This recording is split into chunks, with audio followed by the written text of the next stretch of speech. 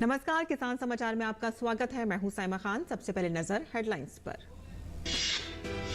प्रधानमंत्री नरेंद्र मोदी ने ग्रीस दौरे में शुक्रवार को अपने समकक्ष किरियाकोस मित्सोताकिस के साथ की द्विपक्षीय मुलाकात। दोनों देशों में कृषि पर हुआ समझौता। पीएम मोदी ने कहा कि हमने भारत ग्रीस साझेदारी को रणनीतिक स्तर पर ले जाने का किया है फैसला।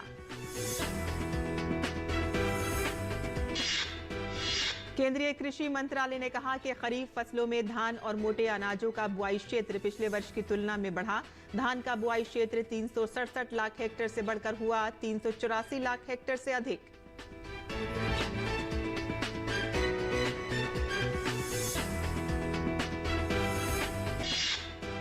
सरकारी ई मार्केट प्लेस ने रिकॉर्ड समय में 1 लाख करोड़ रुपए के सकल मर्चेंडाइज वैल्यू को किया पार। जीईएम ने वित्त वर्ष 2023-24 में 145 दिनों के भीतर हासिल की ये उपलब्धि।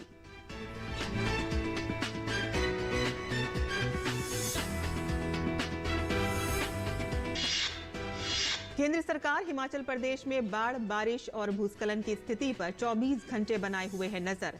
राष्ट्रीय आपदा कोष से 200 करोड़ रुपए की अग्रिम राशि को दी मंजूरी और साथ ही भूस्खलन में नष्ट हुई सड़कों के पुनर्निर्माण के लिए 400 करोड़ रुपए और एसडीआरएफ के लिए भी 200 करोड़ रुपए की घोषणा।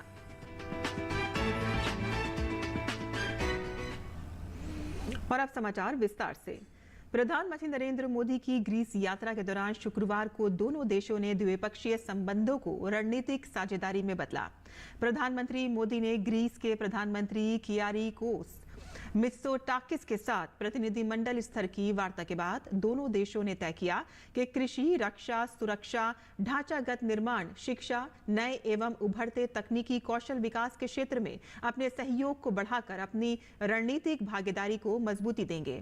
पीएम को grand cross of the order of honour से सम्मानित किया गया। 40 साल बाद यह है किसी भारतीय प्रधानमंत्री की ग्रीस यात्रा। राजधानी एथेंस पहुंचते ही हवाई अड्डे पर गर्मजोशी देखने को मिली। ग्रीस के राष्ट्रपति कैटरीना साकेलारोपोउलो से प्रधानमंत्री ने मुलाकात की। इस मौके पर grand cross of the order of honour से सम्मानित किया गया। प्रधानमंत्री पहले ऐसे व्यक्ति बने जिन्हें ग्रीस ने इससे सम्मानित किया है। 140 करोड़ भारतीयों की ओर से मैंने यह पुरस्कार स्वीकार किया और अपना आभार व्यक्त किया। भारत और ग्रीस के साझा मूल्य हमारी लंबी और भरोसेमंद पार्टनरशिप का आधार है। Honorable Prime Minister was conferred the Grand Cross of the Order of Honor, an award of the Greek government. He is the first foreign head of the government to receive this honor. इसके बाद मैक्सिमोस mention में द्विपक्षीय और प्रतिनिधिमंडल स्तर की वार्ता Greece के प्रधानमंत्री किरियाकोस मित्सोताकिस के साथ। दोनों ही नेताओं ने आपसी संबंधों को रणनीतिक स्तर पर ले जाने के लिए सहमति दी।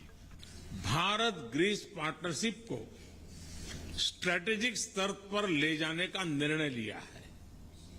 हमने तय किया है कि हम डिफेंस एंड सिक्योरिटी, इंफ्रास्ट्रक्चर, कृषि, शिक्षा, न्यू एंड इमर्जिंग टेक्नोलॉजी और स्किल डेवलपमेंट के क्षेत्रों में अपने सहयोग को बढ़ाकर अपनी स्ट्रेटेजिक पार्टनरशिप को मजबूती देंगे। ग्रीस वैश्विक साझेदारी की दृष्टि से भी एक प्रमुख देश है। रक्षा, सुरक्षा, आतंकवाद और साइबर सुरक्षा के अलावा नई उभरती हुई तकनीक, कौशल विकास के क्षेत्र में दोनों ही देशों के संबंधों को नए स्तर पर ले जाने के लिए दोनों नेता सहमत हुए। वहीं कृषि क्षेत्र में सहयोग को लेकर दोनों देशों के बीच समझौता हुआ। इसके अलावा माइग्रेशन और मोबिलिटी पर जल्द ही समझौता करने को लेकर भी चर्चा हुई। दोनों ही नेताओं ने साल 2030 तक द्विपक्षीय व्यापार को दोगुना करने का संकल्प जताया। और इस वर्ष खरीफ फसलों में धान और मोटे अनाजों का बुआई क्षेत्र पिछले वर्ष की तुलना में बढ़ा है। केंद्रीय कृषि मंत्रालय के अनुसार धान का बुआई क्षेत्र 367 लाख हेक्टेयर से बढ़कर 384 लाख हेक्टेयर से अधिक हो गया है। मोटे अनाज का बुआई क्षेत्र भी 176 लाख हेक्टेयर से बढ़कर 178 लाख हेक्टेयर से अधिक हो गया है। हालांकि दालों का बुआई क्षेत्र 128 लाख हेक्टेयर से घटकर लगभग 117 लाख हेक्टेयर हो गया है। कुल मिलाकर इस साल खरीफ फसलों के बुआई क्षेत्र में मामूली बढ़ोतरी हुई है। ये 1049 लाख हेक्टेयर से बढ़कर 1053 लाख से अधिक हो गया है। तेज विकास, बढ़ती हुई दक्षता और अटूट विश्वास ने सरकारी ई मार्केट प्लेस GEM को एक प्रमुख उपलब्धि हासिल करने के लिए प्रेरित किया है, जो चालू वित्त वर्ष 2023-24 में 145 दिनों की उल्लेखनीय अवधि के सकल मर्चेंडाइज वैल्यू में 1 लाख करोड़ रुपए को पार कर गया है। यह असाधारण उपलब्धि सरकारी खरीद में क्रांति लाने के लिए GEM की प्रतिबद्धता रेखांकित करती है और पिछले वर्ष की तुलना में पर्याप्त सुधार दिखाती है, जहां यह ऐतिहासिक GMV 243 दिनों में पहुंच गया था। वित्त वर्ष 2022-23 में औसत GMV प्रतिदिन 412 करोड़ रुपए से बढ़कर वित्त वर्ष 2023-24 में 690 करोड़ रुपए प्रतिदिन हो गया है। GMV उपलब्धि में उल्लेखनीय योगदानकर्ताओं में केंद्रीय सार्वजनिक क्षेत्र के उद्यमों, केंद्रीय मंत्रालयों और राज्य सरकारों का योगदान क्रमशः 54%, 26% और 20% रहा है। भारतीय किसान यूनियन तोमर के अध्यक्ष संजीव तोमर के नेतृत्व में किसान यूनियन के एक प्रतिनिधिमंडल ने शुक्रवार को मुख्यमंत्री कैंप कार्यालय में मुख्यमंत्री पुष्कर सिंह धामी से मुलाकात की। इस दौरान प्रतिनिधिमंडल ने मुख्यमंत्री को किसानों की समस्याओं से अवगत कराया। प्रतिनिधिमंडल ने बताया कि जनपद हरिद्वार में अतिवृष्टि से हुए जल भराव के कारण फसलों को काफी नुकसान हुआ है। अभी कुछ लोगों को मुआवजा नहीं मिल पाया है। मुख्यमंत्री ने कहा है कि जिन लोगों को अभी तक मुआवजा नहीं मिला है, उनको जल्द ही मुआवजा दिया जाएगा। मुख्यमंत्री ने कहा कि राज्य सरकार किसानों के सभी हितों को ध्यान में रखकर कार्य कर रही है। अतिवृष्टि से फसलों को हुई क्षति का पूरा आकलन किया जा रहा है। केंद्र सरकार को भी अतिवृष्टि से हुई नुकसान के लिए पत्र भेजा जा रहा है। केंद्र सरकार की टीम द्वारा भी राज्य में हुई नुकसान का प्रारंभिक तौर पर आकलन किया गया। केंद्र और राज्य सरकार की ओर से किसानों के कल्याण के लिए अनेक योजनाएं चलाई जा रही हैं। केंद्र सरकार हिमाचल प्रदेश में बाढ़, बारिश और भूस्खलन की स्थिति पर 24 घंटे नजर बनाए हुए है और स्थिति से निपटने के लिए लगातार राज्य सरकार को आवश्यक मदद और वित्तीय सहायता प्रदान कर रही है। केंद्र ने हिमाचल प्रदेश सरकार को राष्ट्रीय आपदा प्रतिक्रिया कोष से अग्रिम राशि के रूप में 200 करोड़ रुपए जारी करने की मंजूरी दे दी है और इससे पहले केंद्र ने 10 और 17 जुलाई को 2 किस्तों में राज्य आपदा प्रतिक्रिया कोष से 360 करोड़ और 80 लाख रुपए की अग्रिम राशि को मंजूरी दी थी।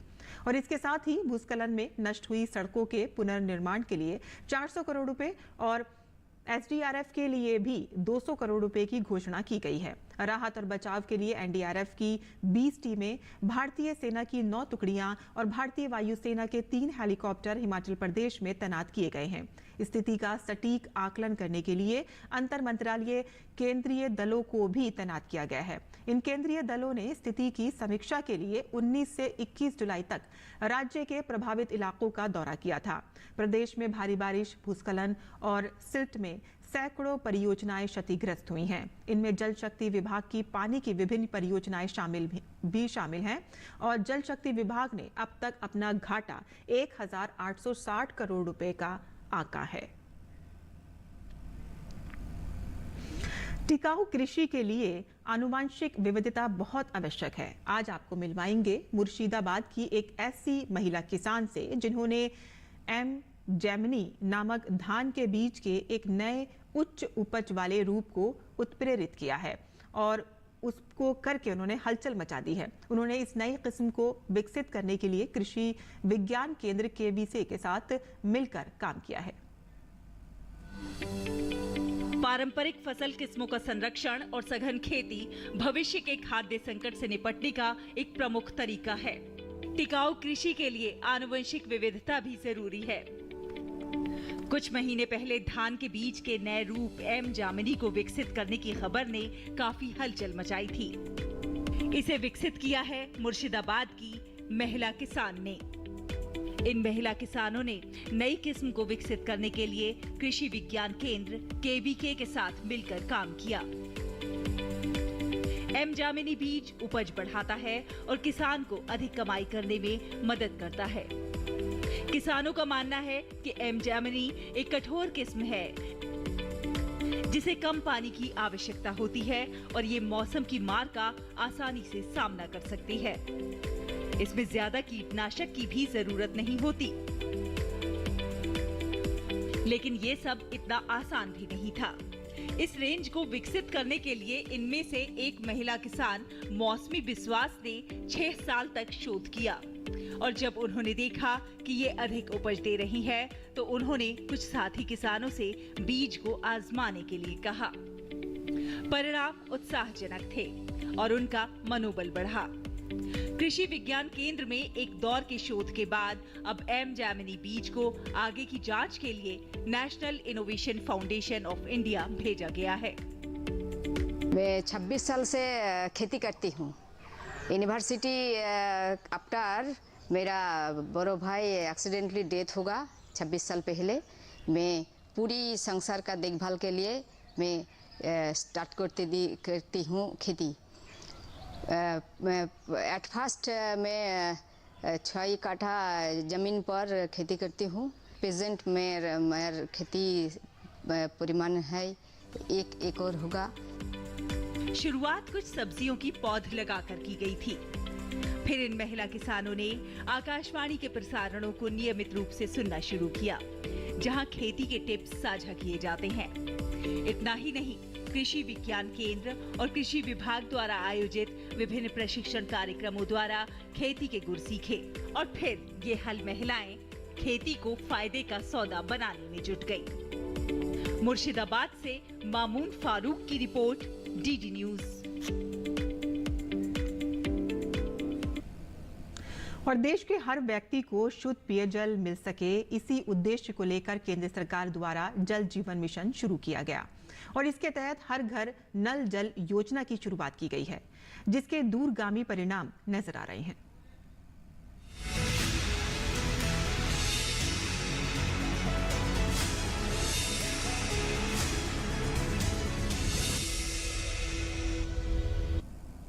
मध्य प्रदेश के गुना जिले में हर घर नल जल योजना का लाभ लाखों परिवारों को मिल रहा है। कभी शुद्ध पानी के लिए दूर दूर तक भटकने वाले हिलागना, हीरापुर और झागर गांव के इन लोगों की जिंदगी में नल जल योजना ने काफी प्रभाव डाला है। अब ग्रामीणों को पानी के लिए दूर दराज तक नहीं जाना पड़ता, जिससे इनका समय बचता है और इस समय का लाभ वो दूसरे और कामों में कर पाते हैं। वहीं इनके बच्चों को भी अब पढ़ने के लिए अतिरिक्त समय मिल जाता है। गर्मी के समय में टूट जाते, हम पानी नहीं मिलता, वो दूर दूर से लाते भर के। घर नल 3 साल हो गए तो ऐसे परेशानी तो है, पानी की समस्या तो नहीं है। पहले 8-15 साल लाते थे, अब खूब घर घर पानी आता है। पहले हम पानी बहुत दूर से लाते थे, गांव में परेशानी होती थी, लेकिन जब से नल जल योजना लगी है, घर घर नल लगे हैं और तो हमें घर पे पानी उपलब्ध हो जाता है और समय पे पानी मिल जाता है। पहले तो पानी की समस्या ज़्यादा थी, ये सरकार ने नल जल योजना के तहत सुविधा अच्छी हो गई है हमारे लिए, पानी आता है बढ़िया है नलों से। जिला कलेक्टर फ्रैंक नोबल ने बताया कि जल जीवन मिशन के तहत अब तक 427 गांवों में से लगभग 227 गांवों में 81,000 से ज्यादा घरों में नल के कनेक्शन लगा दिए गए हैं। बचे हुए कार्य प्रगति पर हैं।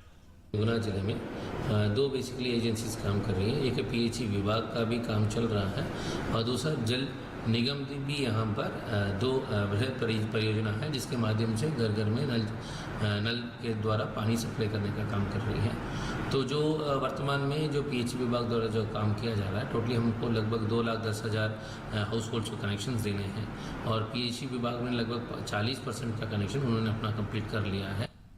केंद्र सरकार द्वारा 2019 में शुरू किए गए जल जीवन मिशन का लक्ष्य 2024 तक देश के हर घर में नल से जल पहुंचाने का रखा गया है।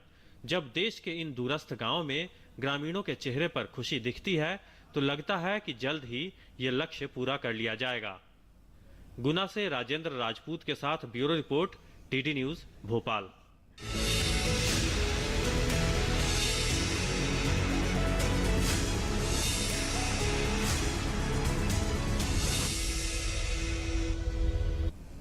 और किसान समाचार में अब बात करते हैं मंडी भाव की और आइए देखते हैं कि क्या रहा देश भर की मंडियों का भाव।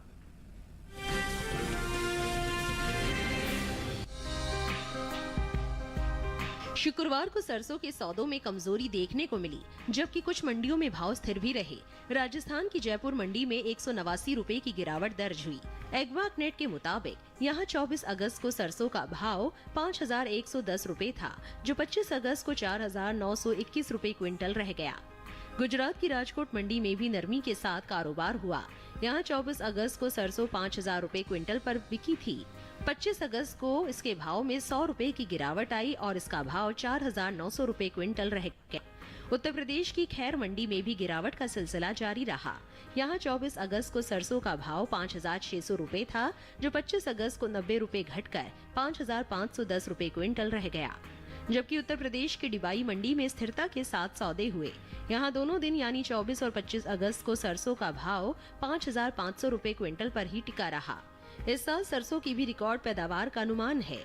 कृषि मंत्रालय की ओर से जारी तीसरे अग्रिम अनुमान के मुताबिक 2022-23 के दौरान 124,94,000 टन सरसों पैदा हो सकती है, जबकि पिछले सीजन की पैदावार 119,63,000 थी। ये साल तिलहनी फसलों के लिए अच्छा साबित हुआ है और देश में इनकी पैदावार भी रिकॉर्ड स्तर पर पहुंच सकती है।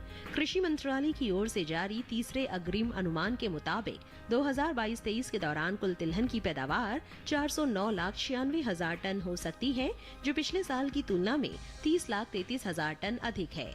आपको बता दें कि बीते साल तिलहनी फसलों की उपज 379,63,000 टन रही थी।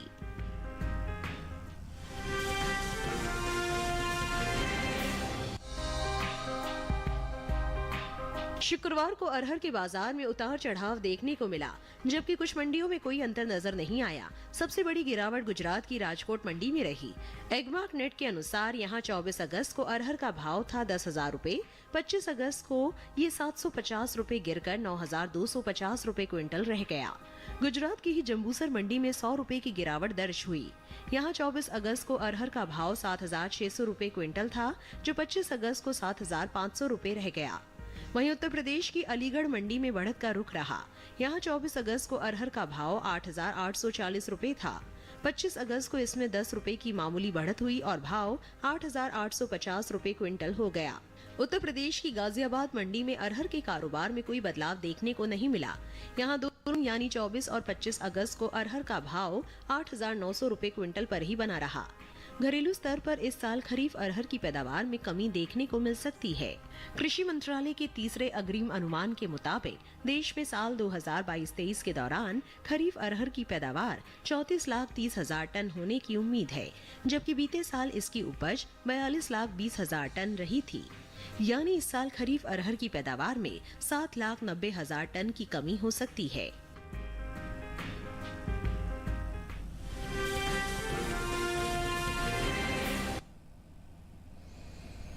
और खेतीबाड़ी में ड्रोन के इस्तेमाल को लेकर सरकार जल्द ही नई योजना लेकर आने वाली है। लाल किले की प्राचीर से प्रधानमंत्री मोदी ने इसका ऐलान किया।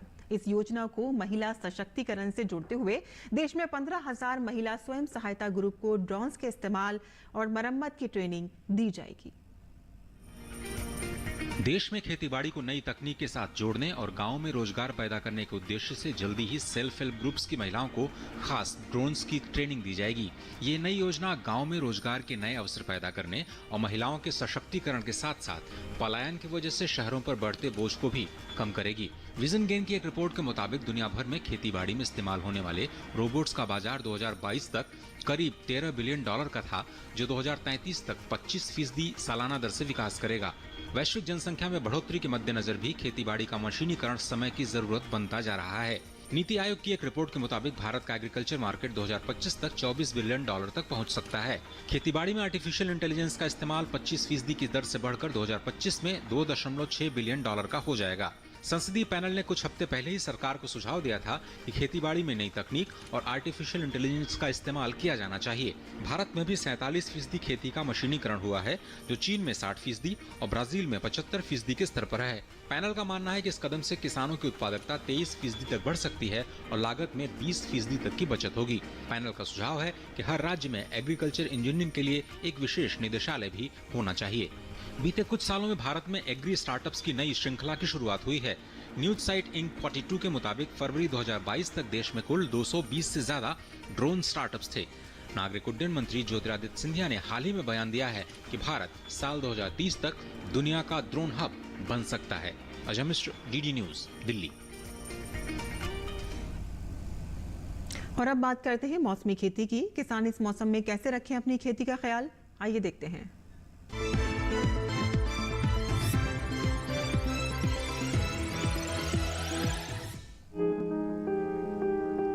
मध्य प्रदेश में बैंगन की रुपाई करें, किसान टमाटर की रुपाई कर सकते हैं। इसके साथ ही लाल मिर्च की रुपाई के लिए समय उपयुक्त है। यहीं फूल गोभी की रुपाई करते रहें। मध्य प्रदेश में धान की रुपाई कर ले। इसके अलावा मूंग के खेत से खरपतवार निकाल ले, साथ ही उड़द के खेत से घास फूस निकाल ले। इसी तरह सोयाबीन के खेत से खरपतवार निकाल सकते हैं। मध्य प्रदेश में अमरूद के बागों में जरूरी उर्वरक डालें। किसान आंवले के बागों में भी जरूरी उर्वरक का इस्तेमाल करते रहें। वहीं कद्दू की बुआई करें, अभी खीरे की बुआई कर ले। यहाँ करेले की बुआई कर सकते हैं। किसान लौकी भी बोए। छत्तीसगढ़ में धान की बुआई करें, धान के खेत से पानी की निकासी का प्रबंध कर सकते हैं। वहीं अरहर के खेत से जल निकासी की व्यवस्था कर ले। किसान उड़द की बुआई करे, उड़द के खेत से पानी की निकासी का उचित प्रबंध कर ले। इसके अलावा मूंग की बुआई करते रहे। मूंग के खेत से जल निकासी की व्यवस्था कर ले। इस समय मक्के की बुआई का समय उपयुक्त है। छत्तीसगढ़ में केले की रुपाई कर सकते हैं।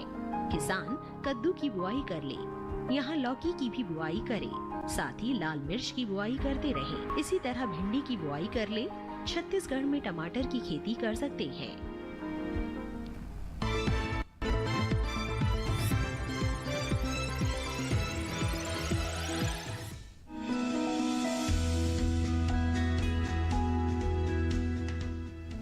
शलजम को वैसे तो सभी तरह की मिट्टी में बोया जा सकता है, लेकिन दोमट मिट्टी सबसे उत्तम होती है। शलजम के खेत से जल निकासी की समुचित व्यवस्था जरूरी है। पूसा कंचन, पूसा श्वेता और पंजाब श्वेत, पूसा स्वर्णिमा और स्नोबॉल इसकी प्रमुख किस्में हैं। 1 हेक्टेयर खेत के लिए 3 से 4 किलोग्राम बीज पर्याप्त होता है। बुआई कतारों में करें, लेकिन बरसात के मौसम में मेड़ों पर लगाना ज्यादा अच्छा रहेगा। कतार से कतार की दूरी 30 से 45 सेंटीमीटर यानी 1.5 से 2.5 हाथ रखें, जबकि बीज से बीज की दूरी 10 से 15 सेंटीमीटर यानी आधे से पौना हाथ। बुआई के 8 से 10 दिन बाद पहली सिंचाई करें। उसके बाद जरूरत पड़ने पर 10 से 12 दिन के अंतराल पर पानी देते रहें। बोने के 25 से 30 दिन बाद मिट्टी चढ़ा दें। इसकी 2 से 3 निराई और गुड़ाई करनी पड़ती है। शलजम में व्हाइट रस्ट, सर्कोस्पोरा, पीला रोग, ऑल्टरनेरिया और पर्ण अंगमारी जैसी बीमारियां हो सकती हैं। शलजम में माहू, मूंगी, बालदार कीड़ा, सुंडी, आरा मक्खी और डायमंड बैक मोथ जैसे कीट भी हमला कर सकते हैं।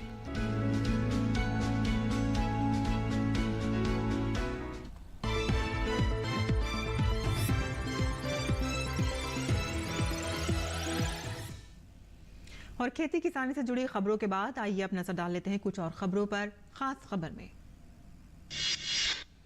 प्रधानमंत्री ने ग्रीस की यात्रा के बाद सीधे बेंगलुरु का रुख किया। वह सीधे इसरो सेंटर पहुंचे, जहां इसरो अध्यक्ष सोमनाथ ने अगवानी की। प्रधानमंत्री ने उन्हें शुभकामनाएं दी। अन्य वैज्ञानिकों के साथ भी प्रधानमंत्री ने भाव विभोर होकर मुलाकात की।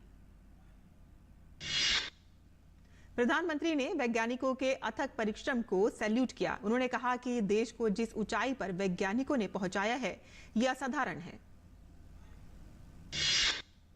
इसरो जाने से पहले प्रधानमंत्री ने रोड शो किया। बेंगलुरु के सड़कों पर लोगों का उत्साह देखने लायक था।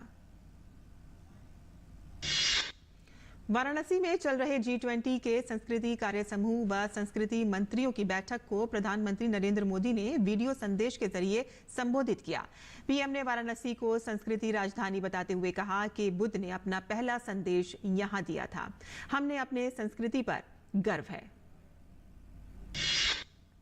G20 समिट के दौरान दिल्ली की सुरक्षा व्यवस्था बेहद कड़ी रहेगी। दिल्ली पुलिस ने सुरक्षा को लेकर कई प्लान तैयार किए हैं। देश के साथ साथ विदेशी एजेंसियों के साथ भी दिल्ली पुलिस संपर्क में रहेगी। दिल्ली के 10,000 से ज्यादा जवान हर तरह की स्थिति से निपटने के लिए तैयार हैं। तमिलनाडु में आज सुबह एक बड़ी ट्रेन दुर्घटना हो गई। यहां मदुरै स्टेशन पर खड़ी पुनालुर मदुरै एक्सप्रेस के कोच में आग लग गई। आग लगने से 8 लोगों की मौत की खबर है, जबकि कई लोग घायल हो गए हैं। केंद्रीय सूचना एवं प्रसारण मंत्री अनुराग सिंह ठाकुर ने कहा है कि पिछले 75 वर्षों में देश में व्याप्त वंशवाद और तुष्टीकरण की राजनीति पर प्रधानमंत्री मोदी के नेतृत्व ने लगाम लगाया है। बॉलीवुड के गीतकार देव कोहली का 82 वर्ष की उम्र में निधन हो गया है। अपने करियर के दौरान देव कोहली ने फिल्म मैंने प्यार किया, बाजीगर, Judwaa 2, Musafir, shoot out at Lokhandwala, taxi number 911 जैसी 100 से अधिक हिट फिल्मों के लिए गाने लिखे। और किसान समाचार में आज के लिए बस इतना ही। अनुमति दें। नमस्कार।